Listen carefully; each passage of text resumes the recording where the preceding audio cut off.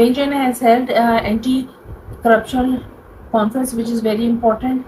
It is a significant milestone in global fight against corruption. Here, the points to consider: enhance international cooperation. The consensus underscores the importance of cross-border collaborations among the law enforcement agencies. This includes sharing intelligence, coordinating investigation, and conducting joint operations to crack down to prosecute corrupt individuals. Denial of safe hands. One of the critical aspects of the consensus is the commitment to deny safe havens to those who are involved in corruption. This means the countries will work together to ensure that a corrupt individual cannot escape the justice by fleeing to other jurisdictions. Use of technology.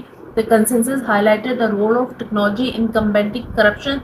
This includes the use of digital tools for tracking down financial transactions, data analysts for identifying speculation activities, blocking technologies for ensuring transparency in public capacity building. The agreement also focuses on building capacity of law enforcement agencies through training and resource sharing. This is a crucial development for the developing country because a lack of expertise, many corrupt people flow away legal frameworks. The consensus call upon harmonization of legal frameworks to facilitate smoother cooperation between the countries. This includes aligning anti-corruption laws, extradition treaties, and the mutual assistance agreement.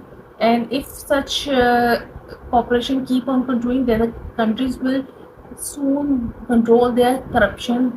But the element of corruption is very hard to control, so strong measures are required.